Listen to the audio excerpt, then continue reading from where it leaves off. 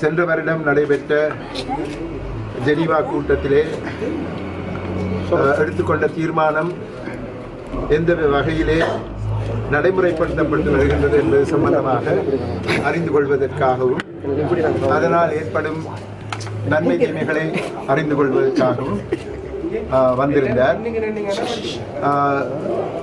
தான் இங்கு வந்து எங்களுடைய பாதிக்கப்பட்ட மக்கள் என்ற முறையிலே எங்களுடைய பிரச்சனைகளை அறிந்து கொள்ள வேண்டும் என்ற எண்ணத்தில் வந்திருந்தார். அவர் போரினால், அதாவது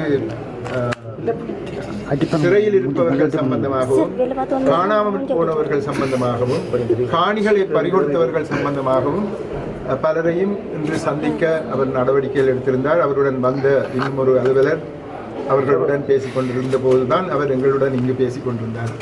2 முறை நேரத்திலே நடைபெற்று கொண்டிருந்தது. அவரால் ஒரு மணித்தியாலத்துக்கு மேல் எங்களுடன் நேரம் செலவழிக்க முடியாமையால் வருந்துவதாக கூறினார்.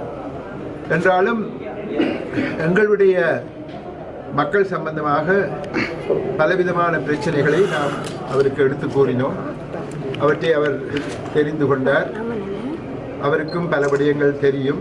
உண்மையிலே சென்ற வருடம் அவரால் தரப்பட்ட அறிக்கை எமக்கு மிகவும் சாதகமாகவும் நல்ல முறையிலும் அமைந்திருந்தது எல்லோரும் அறிந்த ஒரு விடயம்.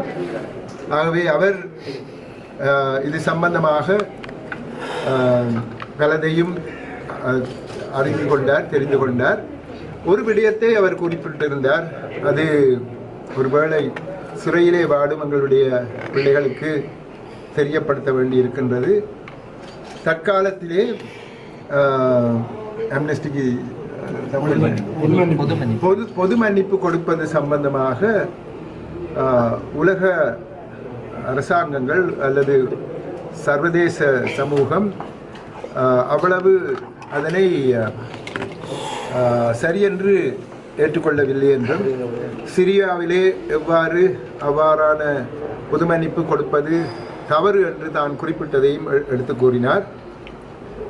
பொது மன்னிப்பிலும் பார்க்க ஒரு வழக்கு சம்பந்தமான நடவடிக்கைகளை கூடிய விரைவிலே எடுத்து அவர்களை விடுதலை செய்வதுதான் முறை என்று அவர் குறிப்பிட்டார்.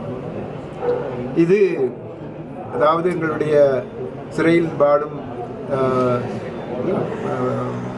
இளைஞர்கள் இதை ஒரு எதிர்பார்ப்பாக இருந்தார்கள். இவர் வந்ததும் அவருடன் பேசி இதை நடைமுறைப்படுத்தலாம் என்ற ஒரு எதிர்பார்ப்பு அவர்களுக்கு இருந்தது எனக்கு தெரியும். ஆனால் அந்த எதிர்பார்ப்பு அவர் அதனை சார்பாக பார்த்ததாக தெரியவில்லை. அதை நான் சொல்ல வைக்க வேண்டியிருக்கின்றது.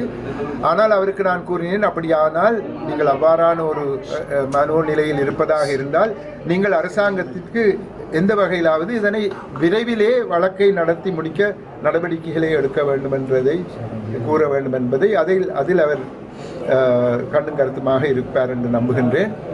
அது சம்பந்தமாக அவர் நடவடிக்கைகள் எடுப்பதாகவும் கூறினார்.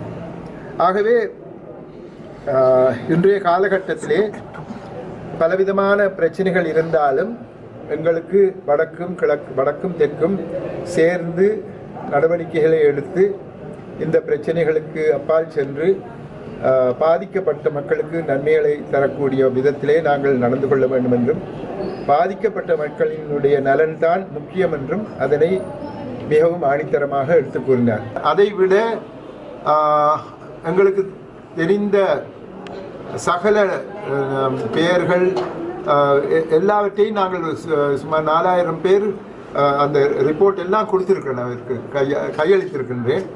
எங்களுக்கு கிடைத்த சகல விவரங்களும் நாங்கள் கையளித்திருக்கின்றோம்.